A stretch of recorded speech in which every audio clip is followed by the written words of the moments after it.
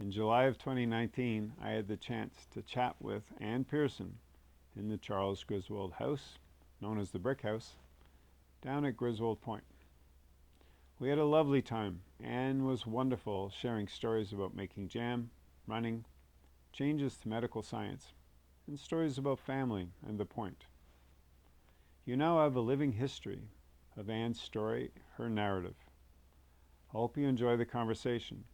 And also remember, I've had the opportunity to interview Tim and Peter and Bill Griswold, the brothers three, as well as Jane Marsh. You can find those as well on YouTube. So here's Ann. There was one time when I decided that I wanted to, I thought it would be fun to do radio talk on the radio. Yeah. And it's amazing how much you can say in 30 seconds. I wanted to talk to you about running to start, because you like to run. Yes. So when did you start? I guess 1972.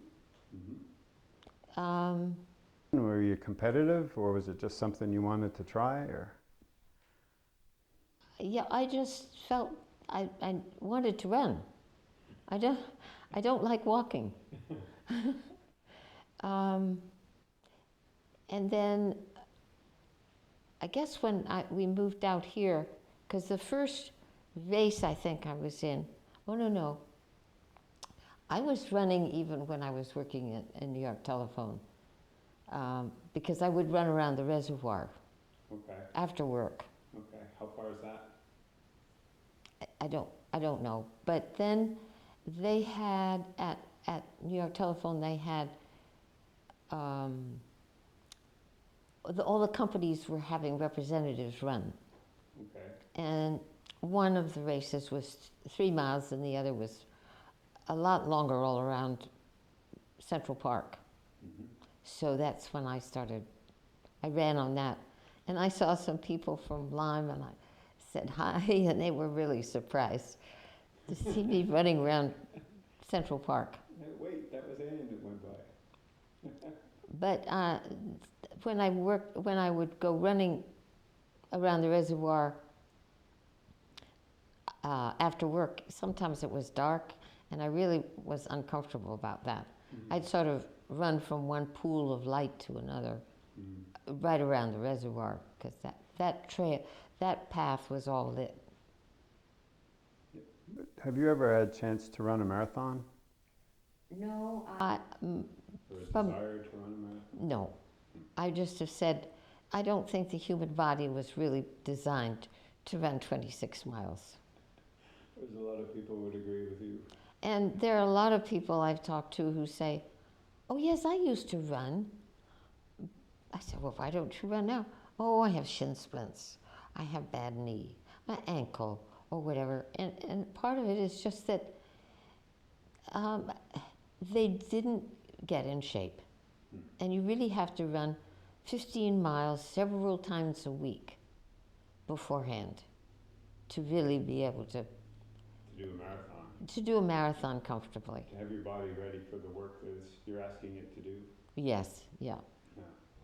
And you still run, sort of? Well, now I've stopped running 3 miles, but I'll run to the mailbox or I'll run to the beach. Yeah. Because I don't feel I'm in shape, and I know it's important to work up to something like that. So when I was running in a race, I would run 4 miles sometime during the week, just so that I'm running more than 3 miles. So then 3 miles would seem more comfortable. Were there many other women running? Sometimes we hear stories that back in the 60s and 70s there weren't many women running. Women weren't allowed to run, those sorts of things. Oh yes. When I'm trying to think of the name of the race in Central Park, there were 3 groups. There were those who ran a mile in a shorter amount of time, and they were supposed to be in one group. And we're going to need to take a pause. We have a gentleman coming with a package from UPS. Oh, he just left it there. Yeah, well, they just leave. See, I received a package yesterday, and I didn't know anything about it, but I picked it up today, and the bottom was all soggy. And it has frames in it. Oh my. So I haven't looked at it yet. Yeah. So to go back to, they run in 3 groups. So the 3 groups. One was the fastest group, and then they had a women's group, and then they had the slow men's group. So there must have been about 3,000 people running in that race.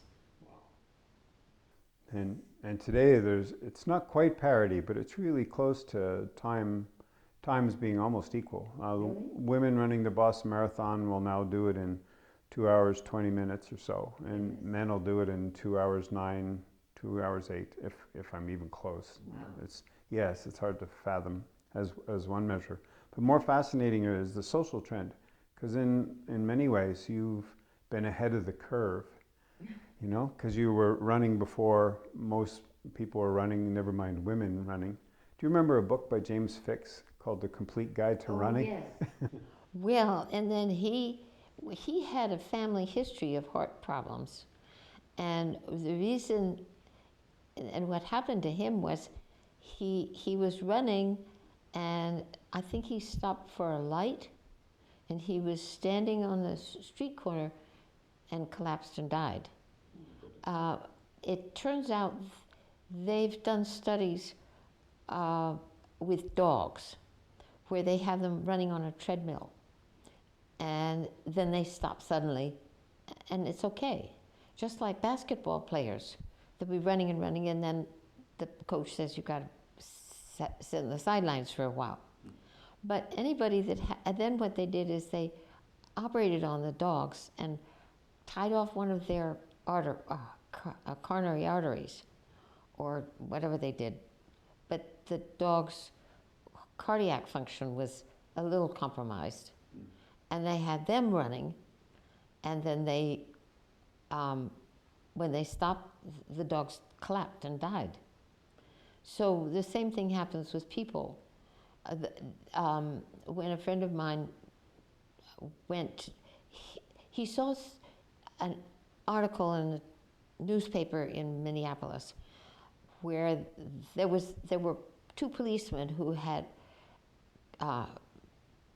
they'd stopped a burglar, and one was struggling with him and got the handcuffs on him, stood up, collapsed and died. And so this doctor was puzzled by that, so he went to the morgue and he talked to the pathologist there and said, what's the story behind this? He said, well, the newspaper didn't get it quite right. He did not die while struggling, but he died after he got up and stopped exercising. And it turns out he had some underlying cardiac difficulties. So then he asked them, well, what about some of the other people in the morgue who've had this sudden death? And they don't die from shoveling snow. They die when they're putting the shovel away, or when they're sitting in the kitchen having a cup of coffee, when they suddenly stop running, because apparently your adrenaline still continues to pump, and your heart goes into ventricular fibrillation. So has running always been a part of your life, your adult life? No. But since then, I really enjoyed it. Just about healthy lifestyles is where I was heading with that. Just knowing that I need to do something physical and this seems to suit my schedule and time. But there's been a lot of change in the workplace and in the roles of women, in a way, and men. So it's like today's lifestyle is very different from the lifestyle in the 50s, 60s, 70s. Do you want to speak to some of those changes, whether it's roles at work or roles at home or fitness levels or gender equity, or you've witnessed a lot over the past.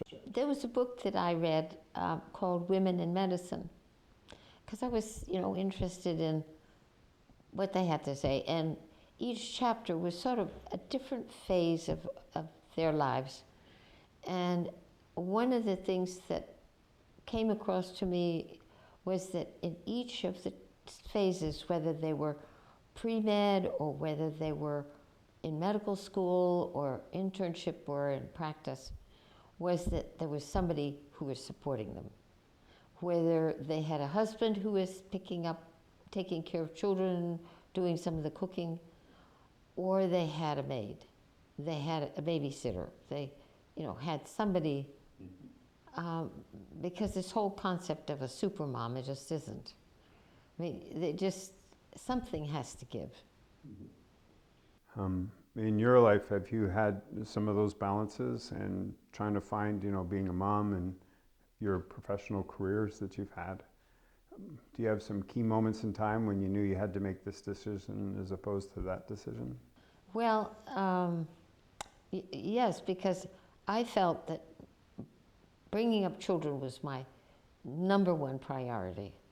There's nobody who's going to do the same job.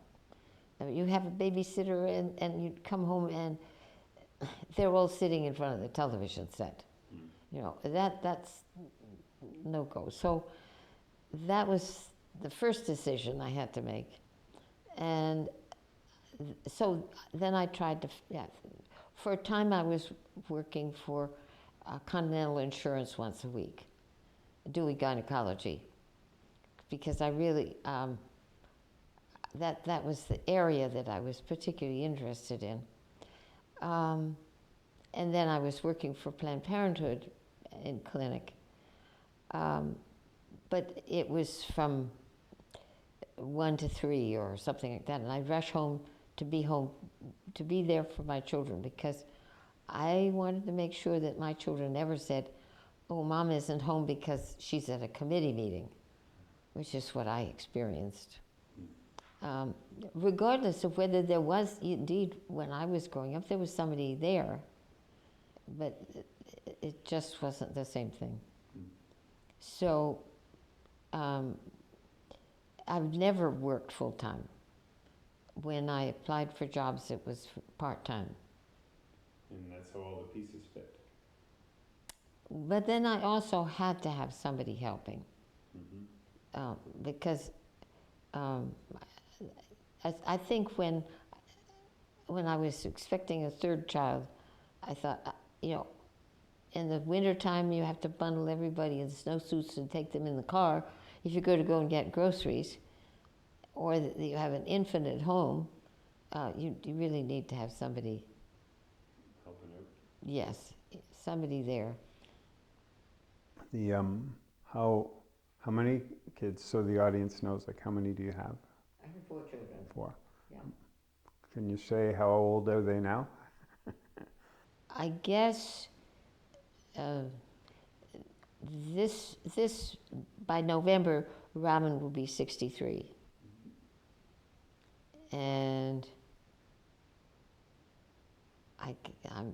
so Olivia's about, she's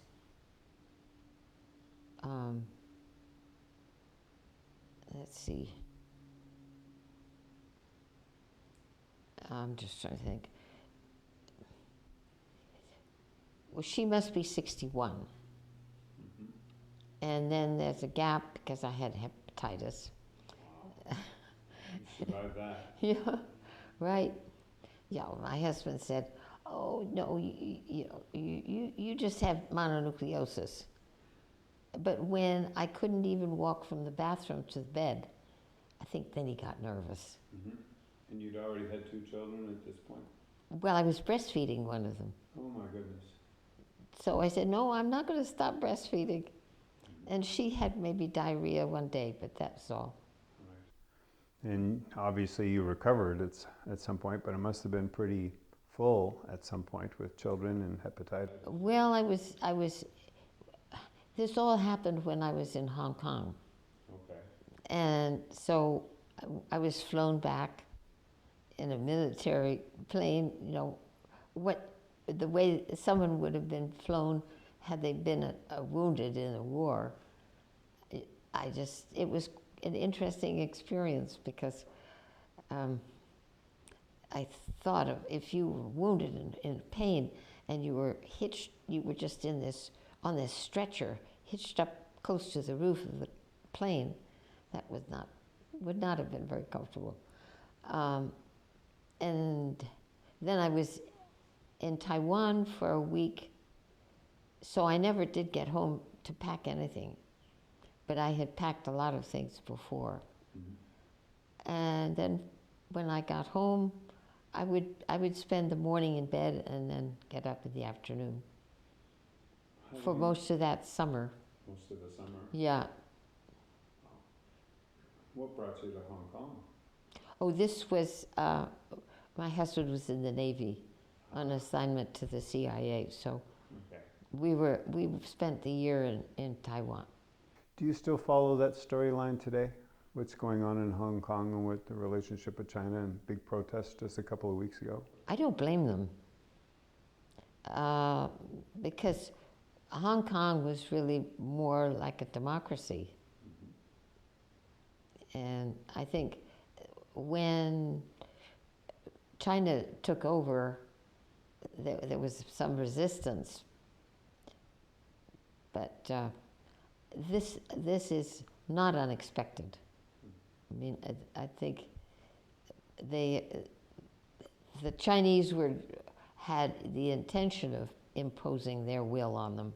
Mm-hmm. It just didn't come right away. That invites the different cultures. So I've read many places that China will work on a 100 or 200 year kind of strategy. Really? And stay, just gently plodding along, but you can't miss the direction. Whereas North America, and mainly the States, will work on a quarterly strategy and look for returns in a 3-month. Yeah, we want instant results. Yeah. So that maybe feeds into a little bit the relationship between China and the United States. The Chinese philosophy is that they're very patient. As you say, it's 100-year outcome. Just wait it out, but at the same time, make this move here and then wait 10 or 15 years, not 10 months for something. Yeah.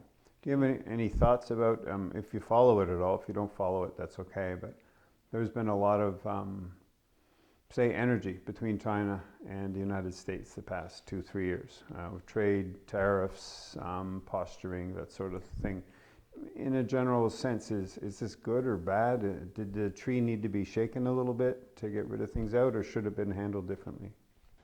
I just think that Trump is such a disaster.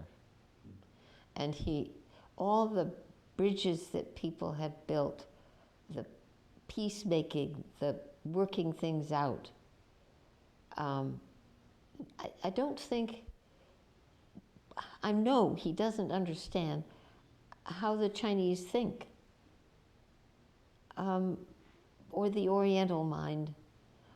But he's also really broken pacts and treaties with other countries in the world.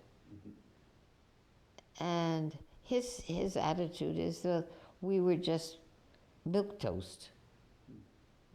But in the rest of the world, you have to negotiate and you compromise. But apparently, his modus vivendi is to rattle the opposition sufficiently that then they capitulate. But he may not have read them right. The United States gone through a lot of changes the past 20 or 30 years. Do any of those changes stand out for you? Like, is there one thing that really strikes you more than any other about America in 2019 compared to America in 1969? Well, I'd go looking at history in general in the United States, that really, the United States was built on volunteer work. Hospitals, people donated large amounts of money, people helped. And now they're having a great deal of difficulty getting people to come and vote, to volunteer. Some of it is that women are working, and so weekends are not a time to go to church or to do volunteer work, or even during the week do volunteer work. They're working, and the weekends they have to do shopping and cleaning the house. There's other studies that show that the workplace has changed so much. A lot of people can only get part-time work, so they have to work 2 or 3 jobs. So they're actually working 12, 14 hours a day, 6 days a week, but making less money because they can't find the permanent full-time job, which has had a big impact on the volunteer. So they don't have a full-time job? Yeah, it's hard to find full-time work. Walmart's a good example. They'll Really? hire for 22 to 26 hours a week, but not for 40 or 35 hours a week. That's so bad, because it means, and also that they don't have insurance. Yes, which is the reason for structuring. Oh, that's so bad. Which gets into one of the big changes in America, at least in its workplace. There's many studies that show the changing demographics in the workplace. Not just more women in the workplace, therefore more pressure on daycare and needing daycare support, but the type of work available. And you can add another wrinkle, automation. A lot of jobs will shift in next 10 years based on artificial. Well, for instance, when I go to Stop and Shop, I refuse to go to the self-checkout. I go to somebody's getting a job, has a job, checking me out. Do you remember banking? You know, there was a time when you go to the bank for a whole conversation and find out what's going on in the community. Compared to going to the instant teller and you do your own. You just stick the check in a slot and it reads it. You get a photograph of the check coming out. I don't even have to endorse the check. But there was a time when you went to the bank, it's like going to the grocery store, and you talk with everybody, and there's. Well, I don't know. That part of history I didn't ever participate in. Okay. Because I'm thinking of the small town banks in small communities, and you'd talk to the teller, and you'd be standing in line waiting your turn, and always these conversations would sort of unfold. Yeah. Other thoughts about changes in America from what you've seen? Because from that we'll slide into the point, and maybe the point's short history and then where it can go, where the point can go. But it fits in a context. So whether it's the climate change context of the shoreline here at Griswold Point, or population shifts, or all the storms going on right now down in New Orleans. Oh, well, yeah. You know, something's changing, not just workplace. You know, a lot of things are changing. Because, well, I thought you were going to say something about families, and I feel as if, you know, knowing what life must have been like in this house,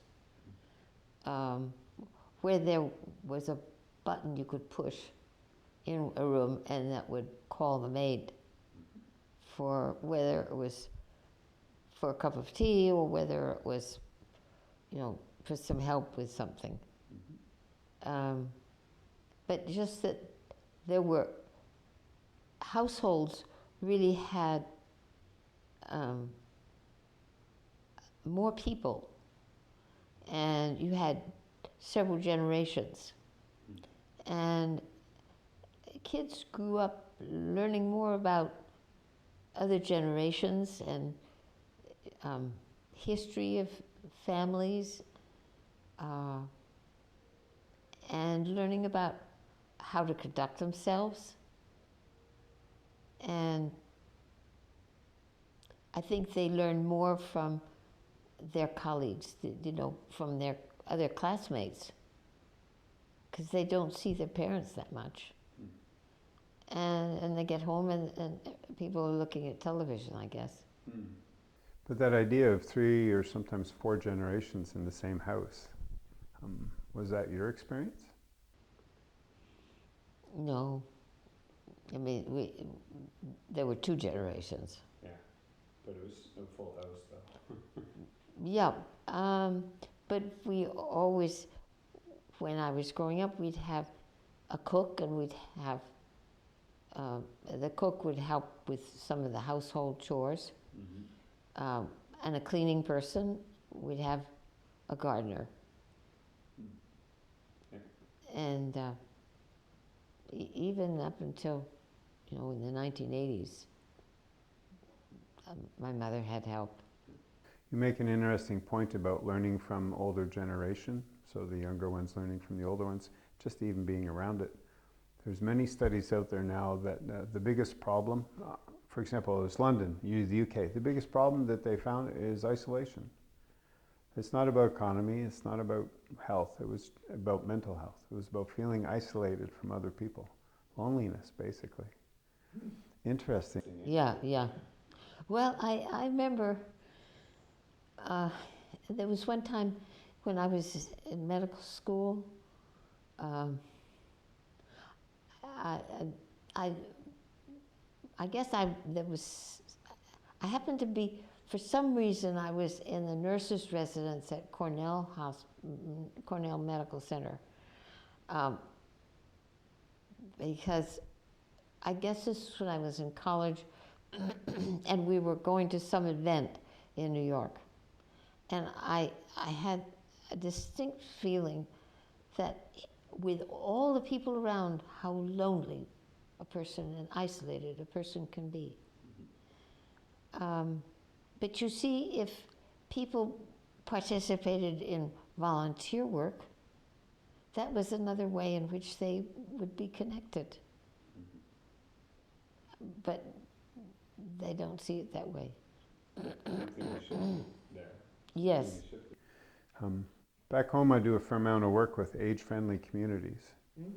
As communities get older and they're trying to figure out, from infrastructure, from sidewalks to doorways to elevators and escalators, and but also the culture, a more welcoming culture rather than an isolating culture. What do you mean in doorways and elevators? Accessibility, so as you age and your mobility challenges. So that you mean they have to find ramps to Yeah. get in? Or that the buildings are built to accommodate that, or that the door frames are a bit wider so the wheelchair can go through, or, as well as housing, affordable housing.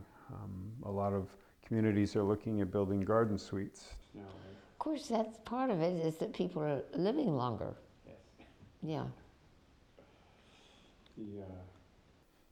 So what's that like for you living here? Because you live in this great big house, and somewhere along the line, there's a way to cope with the size of the house and still have the lifestyle that you want. So I guess I'm trying to meander around a question about getting older. So how's getting older been for you? We see, I don't consider myself getting old. Other than that, I felt, well, part of my not running was just that there were so many other things I was doing. And I was, I guess it just, I don't really know, but it just seemed, there were other things that I was busy with doing. Well, that makes me think of when you write your Christmas letters. And in January this, February this, March this, I think, my goodness, look at her go. It's fascinating. Okay, so we'll go around the getting older thing and slide into being busy and some of your passions. And the two that I'm aware of a little bit off the top is you had great fun the other day showing us your awards for your jams. Yeah. Which is a new passion. And then the other one, probably quite close to your heart, is the preservation of the point. And whether it's nature conservancy or historical or registered as a landmark property. Well, you see, and then also I had been participating with the Colonial Dames. Okay. And held a number of board positions there. Because when I majored in American culture, history, English, and sociology. And I think American history is very important. And there are many young people who really grow up not having a clear idea about who was president or the significant things that happened, and except that now there seems to be this almost angry sense of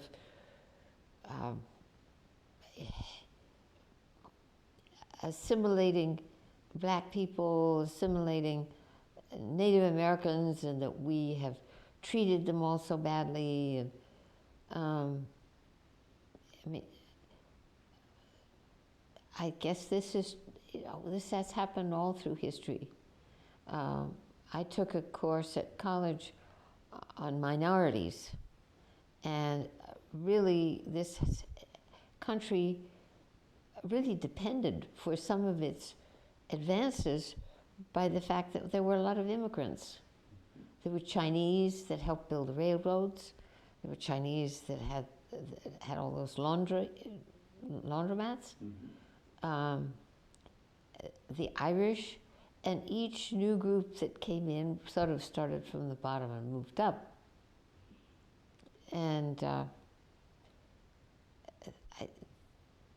so that I think that was probably, nobody is saying today that we discriminated against the Irish or turned somersaults to try to make good after this insult. But so is history repeating itself with all the people coming over the Mexican border? If the United States has a culture and a history of immigration. Yeah, it's we really depend on those immigrants harvesting the food that we eat. Let's face it. Mm-hmm. No. Yeah.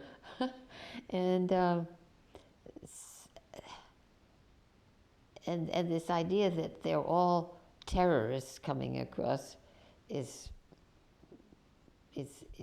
with all these children and all? No, I don't think so. So in that context, is America starting to get full? So 100, 150 years ago, 200 years ago, there's all this space. You have a sense of space. Yeah. So send us your poor and all of that rigmarole is part of the mythology. Yeah. But with internet and the access we have with everything nowadays, the way information flows so quickly, which doesn't necessarily mean it's a good thing, because there's a lot of confusion and a lot of lack of trust.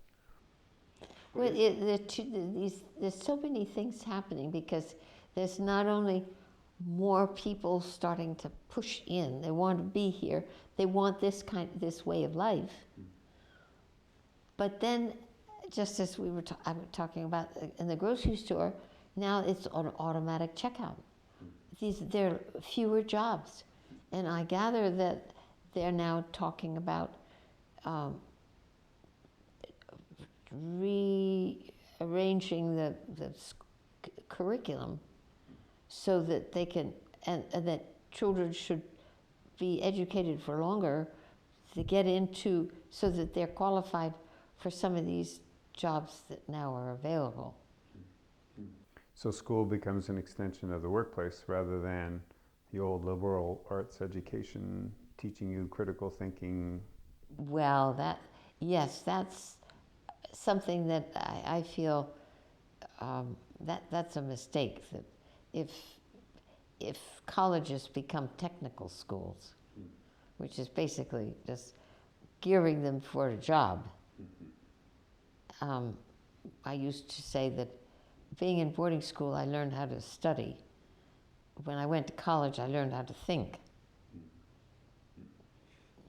And actually, from what I've understood, is some of these big companies that are hiring people, they're not as interested in what you majored in, but how well you did. Because if you did well, it means you can be educated to do anything. give us the raw material and we'll do the rest, basically, with the person. Earlier when you were talking about not talking in line and all the new people coming in, but they're isolated from each other, that invites almost, how do we rebuild community? Yeah, well, you know, we haven't even talked about iPhones. And if you talk about isolated, you can have 4 young people sitting around a table and they all are looking in their iPhones. Yep. They're not communicating with each other. Now maybe they are in their iPhones, I don't know. There was a study that popped up on my social media feeds just 2 days ago that the design for those phones was made for your short twitch attention span. They literally are designed to get you addicted to always go back and check and check and check, and those pings and dings and pops. I don't know about any studies done on the consequences to the social fabric when having a bunch of humans walking around. You know, it even gets to the silly point on YouTube. You can find funny video clips of people walking on a sidewalk looking at their phone, not paying attention to where they're walking, and banging into poles or banging into each other. Oh my. One lady actually falls into one of those basement accesses that come up in the middle of the sidewalk, you know, for delivery for stores. And somebody falls down. Down she goes, and even though there's barricades all around. So there's a certain amount of energy can be spent on defining the problem, but it's also pretty exciting to think about what the potential solutions would be, and how does America regain its sense of community again? Because the immigration mix, a certain political climate the past 10, 15 years, heightened more the past 2-3 years because it seems to be more polarized. So the solution might be, well, how do you have a sense of community again? How do people come together? Well, I guess I'm not with some of the more recent attitudes, but I feel people feel more comfortable when they are living in a community with people who they get along with, that they have something in common with. And the current attitude is, you know, it should be diversified. And I think if a person is when you're growing up, there's a certain nurturing that children need and young people need, and we all need, you know, as we get older, that we feel comfortable, because then you can reach out and go and be more adventuresome if you have had the confidence built in, you know, that you feel comfortable with yourself and what you're doing. You can reach out into the world and take risks, which you know, otherwise, but getting back to your question about developing community, I think people just automatically seek out like-minded other people that they feel comfortable with. And then beyond that, it's their own personalities to whether they reach out or whether they just seek that comfort and retreat into it. Can we slide a little bit sideways on that same theme? But do you think men and women have changed a lot the past 50 years? Whether it's their roles or their attitudes or behaviors?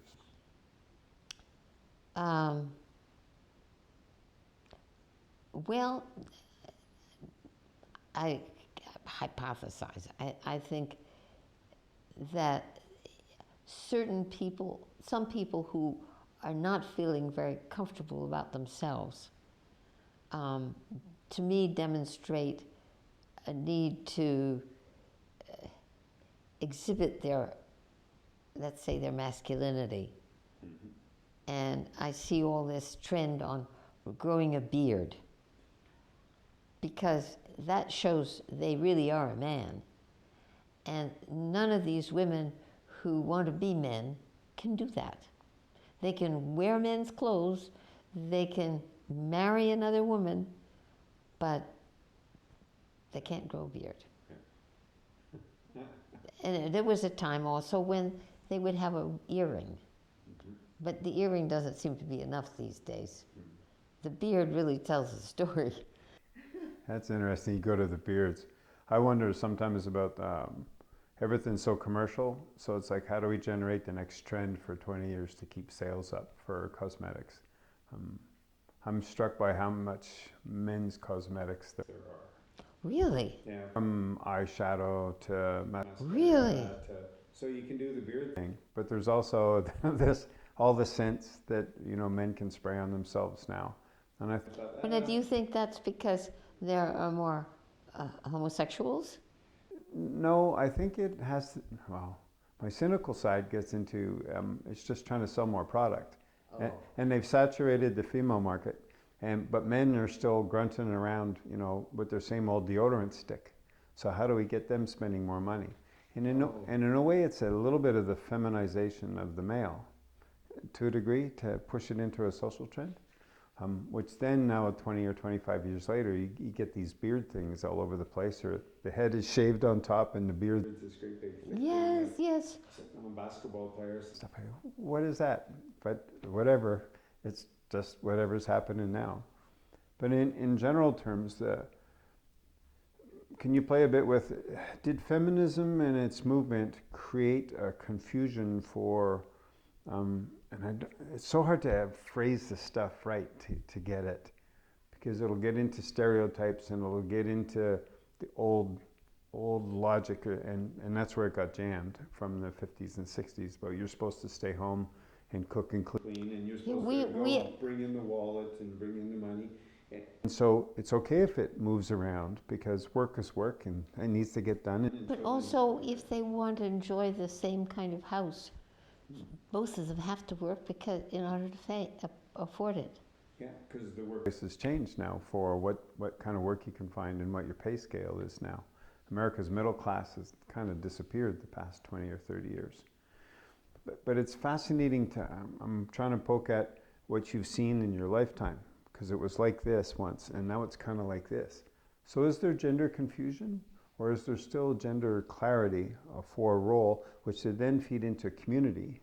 Because if you know your place in the puzzle, then you have a sense of satisfaction or belonging, because that's my contribution to this. Yes, yeah. Do you have a sense of that at all, that in your lifespan watching, it used to be this organized or cohesive, or at least made sense and I knew where I fit, to I don't know where I stand now, because if I open a door for somebody, they're going to be upset with me because I took away their power. And I was just trying to be polite. Yeah. Can you play in that space a bit from what you've seen, or maybe how you've been treated, or your experiences? I haven't really noticed that much, I guess, other than just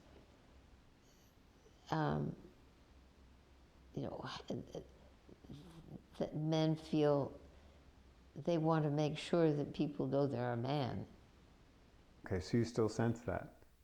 Did you ever feel the opposite, that being a female in some of the professions that you've done and the schooling you've done, that you were disadvantaged or pushed to the side or prejudiced against? Or?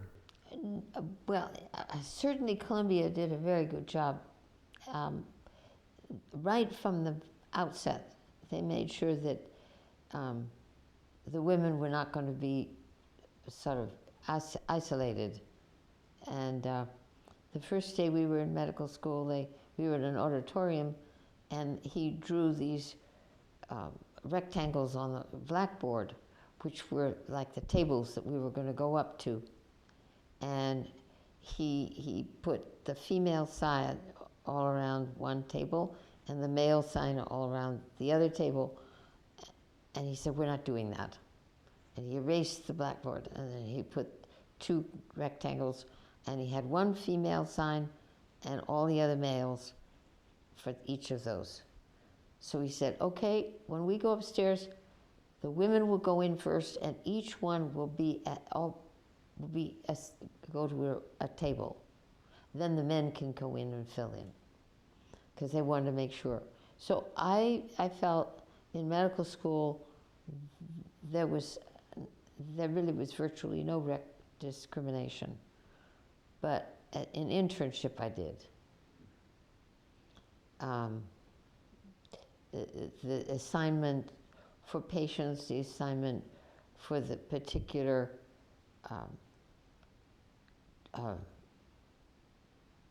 surgical department that I was in. In fact, I didn't feel that that in that particular surgical department that I was learning anything, and I felt that the surgeons were not very good. And I spoke to the chief resident, and I said, you know, I'd like to be in the other surgical service because I want to learn something. And he said, well, we assigned you to that service because we thought it would be easier. But did you get the change you wanted? Yes, yeah. Yes. I'm not surprised. Good. Because I wanted to, I didn't mind working harder because if I could learn something. There's been a move in the movie world anyway to have more strong female lead roles in the movies. Really? In the past 10 or 15 years, there's been more and more movies made showing the female story. And what you just described, for me, reminded me of the story of the 3 black women, as it turned out they were black, that were a key part of NASA doing the calculations. Really? In order to do, to get the re-entry right coming in when sending a man up in space. And it won Academy Awards and stuff. But so your story kind of... But I never heard about them. About that one? No, not at the time. But 30 years later, the story finally surfaced. This is the first I'd heard about them. Okay. However, we read a book called Code Girls. Okay. And Code Girls, apparently, they really were so good at breaking codes that they were able, for instance, to break the Japanese code just in time to, I mean, it was like 4 hours before it was going to happen, but that was why Midway, that Battle of Midway, was the turning point, because the Japanese were surprised to find the Americans were there. But that's because our code, the Code Girls had broken the Japanese code. But there was also a group, I guess, in England too. There was also the First Nations or Indigenous, was it Mohawk, I think? Yes. That carried on being able to communicate. Where that was in the invasion of Italy, when they spoke their language, and the Germans didn't know that at all. Yep. Yep. Let's take a totally different turn and talk about the Point for a while, home. It's just so beautiful here, and there's something sacred about the land and its relation with water and trees and all. What's your sense of the place? Like, what's it do for your bones, for your soul? Well, I feel very, very strongly that we need to preserve it, and the way to preserve it is to have the Griswold Point on the National Register. And then that's really the first step, because then we need to have the Connecticut Trust for Historic Preservation team up with us so that there's protection. But you know, financial pressures are such that we really, we're running out of time. We really have got to do something. Is it a lifestyle that's from another era, or can the next generation find a way to carry it forward for another generation? I don't know. Well, I think if they can't afford to live in a house, they could rent it. Now, I know what they're doing over in Fenwick is that they rent either for a week, 2 weeks, or for a month. And when there isn't a rental there, then the family will get together and stay there and have fun. And then I guess part of it is cleaning things up and getting things ready for the next. But I think to help preserve it, we need to look to see how other people have done it. And in Britain, for instance, they've had some wonderful mansions. And I remember going to see one that's called, if you pronounce it right, it's Beaulieu, but they call it Bewley. But the front end of the mansion, they have on view, and they have public come, and you have to pay to go and see it. But that, I know some members here say, no, we don't want to get in some kind of historic situation or organization so that we're required to have people walking through the house. But you could still, that's an alternative, to have a way of bringing money in. Have you always lived on the point? No, I grew up in California. Oh, okay. And then I spent summers up in Salem. But we'd come down here and have Sunday lunch with my grandparents. All right.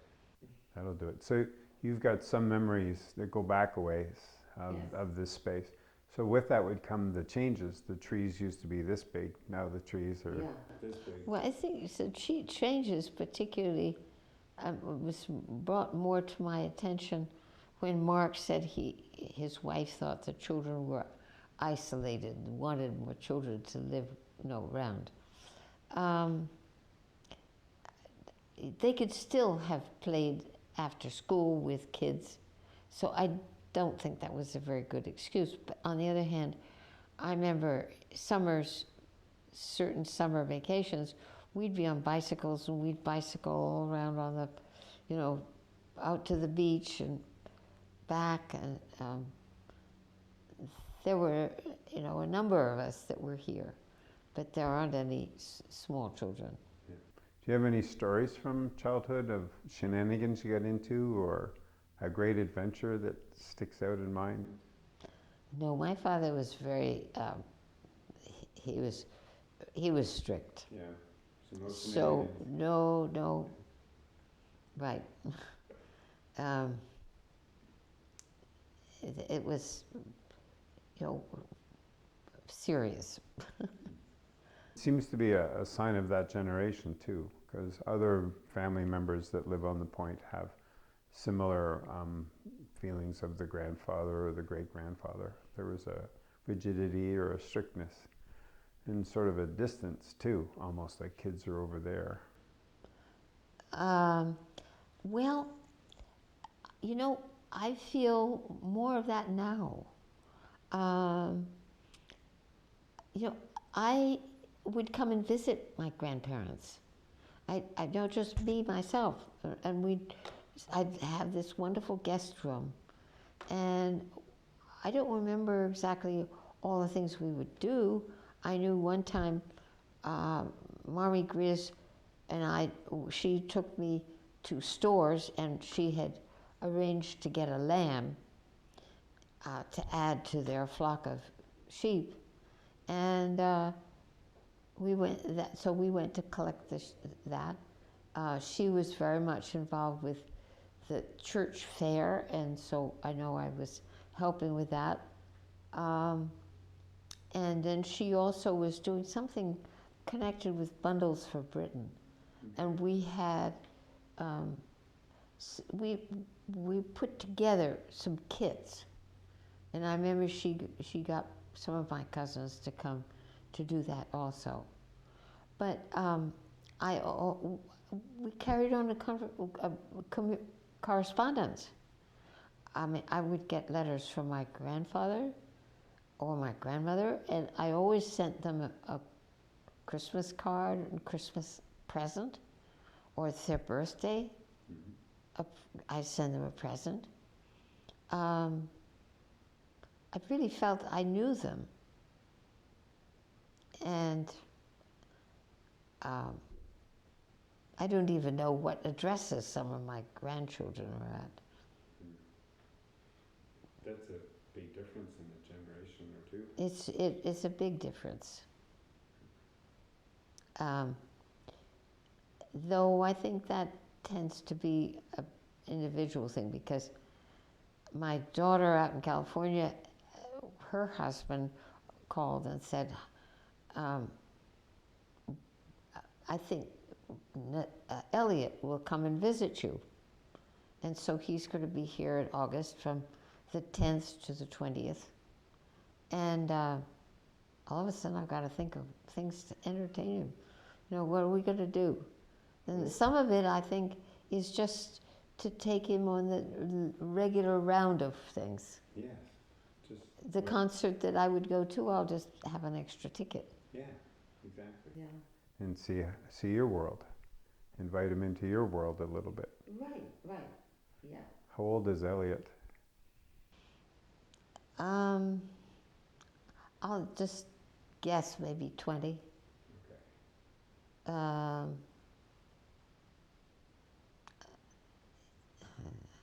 Yeah, maybe 22. Yeah, well, that's okay. It's just somewhere in the early 20s. Yeah, you know, yeah. Late teens, early 20s. So it'd be that kind of energy in the house. Yeah. Well, he had a band. And he had two others who were in his band, and they apparently did well enough that an upscale Italian restaurant asked them to come and play outside on the sidewalk to sort of attract people, to bring people in. And just, so recently I asked his father, are there some things that he might like to do when he's here? And I guess his first reply was, well, he likes jazz. So I'm actually thinking if I can get Jeff Barnhart to come, we'd all have dinner together or something. That'd be fun. Yeah. Not long ago, over in Old Saybrook, just 2-3 weeks ago, Pat Metheny, who's a well-known jazz guitarist, played at the Kate. Oh, really? Yeah, at the theater over there. Yeah. So I don't know what's playing in August, but there's brochures and stuff, but who knows? But I also, speaking of artists, I've been very involved with watercolor painting. Mm-hmm. And I'm elected artist member in various of the shoreline communities, and I did my tour of duty at the Lime Art Association. I was president. So I have experienced firsthand the difficulties in trying to get people to volunteer and do things. In the voluntary sector, sometimes they have this rule called the 20-80 rule, that 20% of the people do 80% of the work. Is that sort of similar? I'm sure. Yeah, I'm sure that could be. But right now I used to know pretty much all the people who were elected artists at the Lime Art Association, and now there are a whole lot of strange names.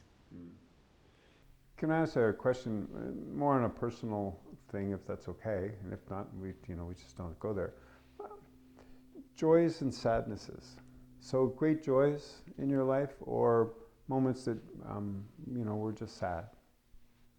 Can you share some of those? Well, this year particularly, certainly in 2016 when I got all those first prizes for the jams. And I think A particular joy I have is in giving, is in giving people the jams when somebody comes.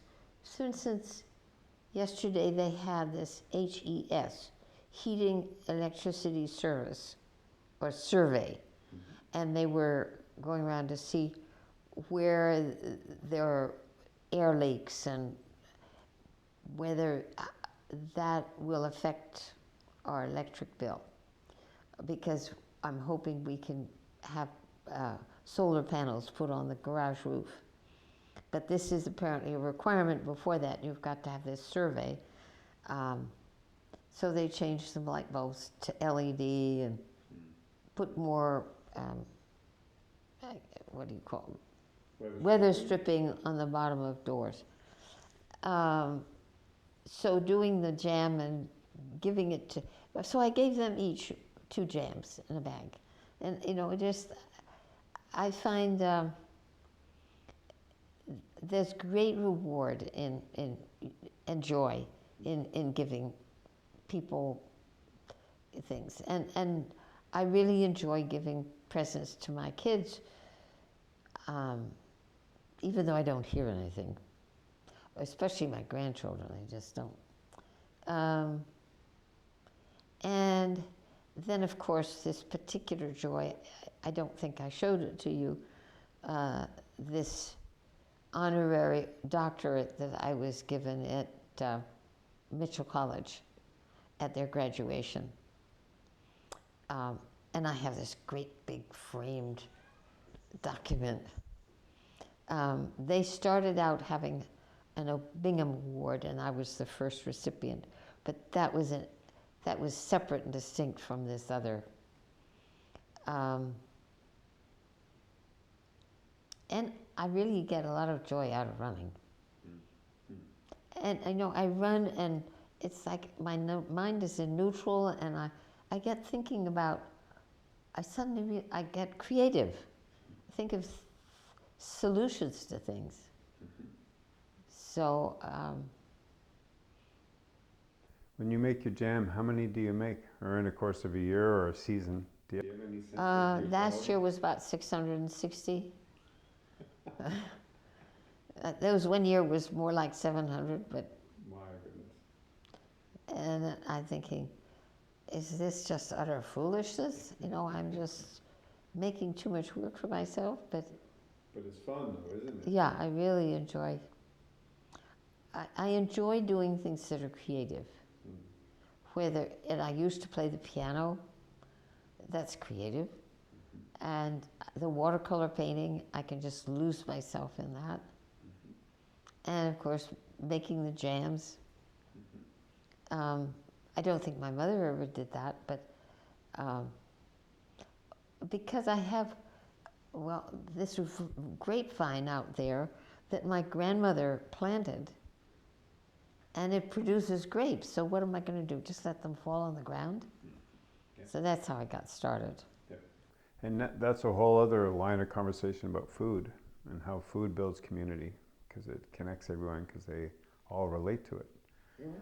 They all relate to it. You know, everyone can talk about food, their favorite foods, their favorite meals, you know.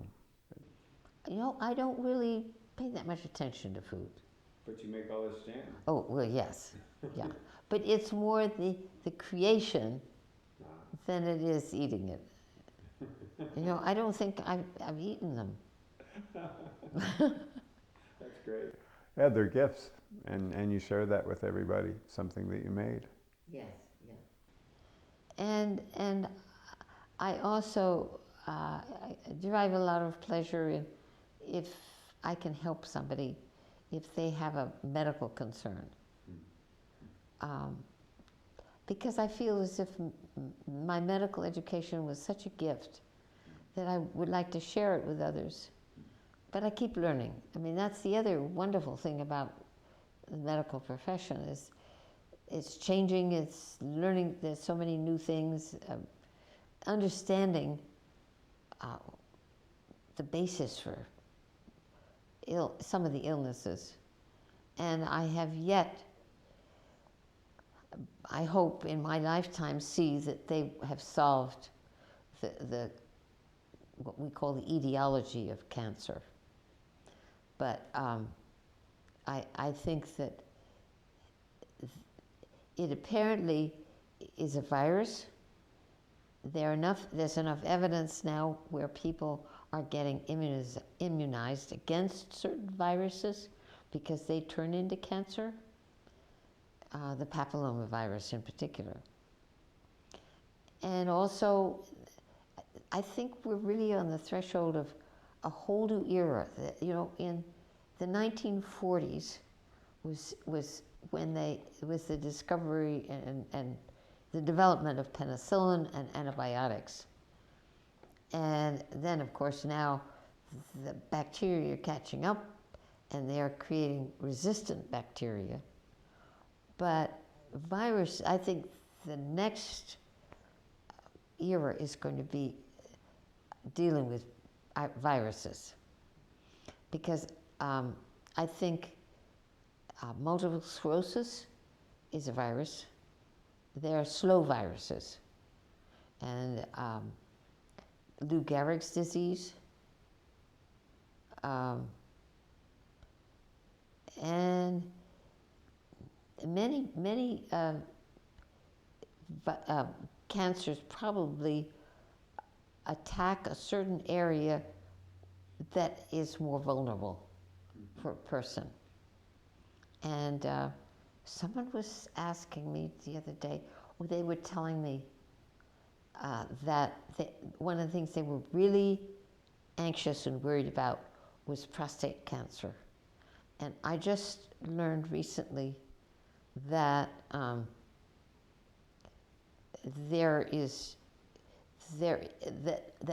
that my cousin, who is a urologist, has had both of his sons vaccinated for the papillomavirus because he is convinced that there's a connection between the papillomavirus that occurs in a woman's cervix and the prostate cancer.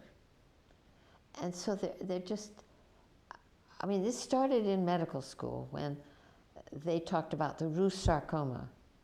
And the Rous sarcoma, they would put into the back of a chicken, and it developed sarcoma. This was a virus. Then they were talking about mononucleosis, infectious mononucleosis, which is the Barr-Epstein virus. And, oh, here's Betsy. Yeah. And in Africa, the Barr-Epstein virus, there's a certain percentage of them develop lymphoma.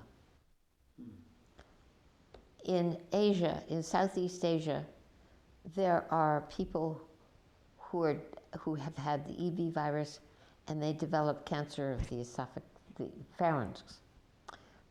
In that case, they also have a lot of soy in their food, and soy has a carcinogen in it called aflatoxin. So it has to be, it's a combination of where you're vulnerable, that's when the virus can turn the genetic code into a cancer cell. And science keeps finding more and more connections. Right. Then when it comes to multiple sclerosis, I learned that in England, in the Out Islands, I guess they call them Out Islands, they did not allow dogs. Nobody ever had any dogs. But during the war, some of the armed services fellows had dogs. After that, multiple sclerosis turned up. It turns out there's a relationship between distemper, which is a virus in dogs, and humans developing multiple sclerosis. Wow. But again, it's a slow virus. So the reason that rang a bell to me was that if you look at, well, I took a master's in public health, and one of the required courses was epidemiology. And that's really the pattern of disease in populations. Medicine is more, clinical medicine is more about a person, but this is disease in a population. And how does that, just dogs, military, yeah, violence, right, connects to multiple yes. sclerosis. Well, multiple sclerosis, if you look at the pattern of multiple sclerosis in the United States, or you include the Caribbean, you will not find multiple sclerosis in the Caribbean and in Florida and that area, but you do in the more northern climates. It turns out it affects women more than men, or girls rather than boys. Girls are indoors more. In the north, the dogs are inside more. So the correlation, again, when you compare this with what happened during World War II, and you see this pattern that is accepted. I mean, they just said, we know that in northern climates, we see more multiple sclerosis. Fascinating. Yeah, it is. It's fascinating. When you pull back the lens far enough, patterns emerge. And you see this pattern. Yeah. We're kind of almost done. Your energy's been great. Thank you. Thank you. Maybe to send us out, can you, kind of like a wish for the future, you know? So what would you wish for Griswold Point, or just in general for the future, like a message to the future, you know? It's like, take care of yourselves, or be happy, but something about you though that you would like to see for the future, for the Point, or for your children or grandchildren. I just think this area is so unique, and especially since the Connecticut Trust for Historic Preservation said, you know, this is unique in all of Connecticut. Why would we want to preserve it? Well, it's because it also reflects a history, a way of life. But beyond that, they've found that young people, when they grow up, where they walk in the woods, or they are on a playground, or they're you know, have a chance to sort of reflect on things, recharge the batteries. You know, people that, you know, you see all the time walking on the beach. Because it's open space, there's, you know, there are no TVs blaring or anything. And I would hope that they could preserve this, just because people could, if they could help, you know, and certainly next door they've done a fantastic job of pulling everything together after that fire and getting everybody to work and preserve it. And I know the Elys also, they have work weekends and they get everybody together. It does make a difference, and I'm not resentful or anything, but you know, when you have a lot of young men, things get done. And you know, girls can, you know, help with the cooking or something, but I realize that it's not necessarily just the way they're brought up, but that boys just instinctively like trucks and like things mechanical, and girls are, you know, more to have things tidied up in the house or something. Yep, and it's not a stereotype. It just is. Yeah, yeah. I mean, when Robin was 2 years old and we're driving down 95, and he could tell me what a Carmen Ghia was and what a Porsche was, and you know, he knew all these cars, Yeah. Yeah. and it just it delighted him to know what they were. When you let people follow their passions, stuff sorts itself out. Yes, yes. So any final thoughts? Well, I just think, well, as I was saying, it's probably, as in church they say, it's more blessed to give than to receive. That's a great note to end on. What? That's a great note to end on. Yeah. Yeah. Thank Yeah. you. That's it. And we'll stop. And you know, one is much happier giving. Yeah. Yeah. So I hope that was fun for you. Yes. So are Different. you thinking, how did an hour, over an hour? You've been here talking. Probably about an hour and a half, an hour. And So I 20 didn't minutes. even talk about sadness, because, you know, what do you do? It's Yeah. part of life. Yeah. Yeah. But that's in interviewing some others. Seniors doesn't work, so I like the phrase elders. I like stealing some of the First Nations stuff because elders have a story to tell, and in that story to tell, there's a lot of young people don't get to hear the sadness. So much stuff has been sanitized.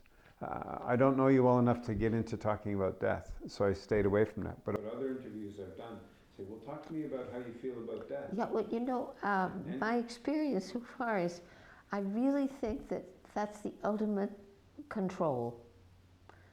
My mother-in-law was in the hospital, and she said, I've had a good life, and it's time to go. And she stopped eating. My brother-in-law had metastatic cancer from the rectum, and it was in his liver, and he was jaundiced. And my husband went and talked with him, said, I'm going to Ben's decommissioning of the boat, and I'll be back. So that was on Thursday, and he got back on Saturday and saw him on Saturday and Sunday. And I was coming down to Charleston then to be with him. And George died 2 hours after I landed. He waited. Powerful, eh? Yeah, it really is. And then my father was in the hospital, and I had gone out to see them, and when I was leaving the hospital and I was going to come back here, we said goodbye. I said aloha, and he said auf Wiedersehen. Auf Wiedersehen? Yeah. Auf Wiedersehen, yeah. Uh, Goodbye in German. Then we said sayonara, and we went back and forth with the different languages. It was fun, and so that was. I said goodbye. That's beautiful. Yeah. Nice. And so a few days later, they said, well, he wanted to go home. So my sister was at the house, and the drive was up above, and you had to go down a walk to get to their house. And she heard him as they were approaching, I'm home, I'm home, I'm home. So he came in the house. This was Wednesday. Thursday, hospice came and talked with him. Friday, he died. And Saturday, we all sat around a table, and she sort of talked about the whole process. And I thought hospice does a wonderful job. It's a tough job. Yeah. Yeah, but it's magical too. That, I guess. with that transition, you know, what did you call it? Is the ultimate decision or the ultimate power? The ultimate control. Control. Yeah. Yeah. Yeah.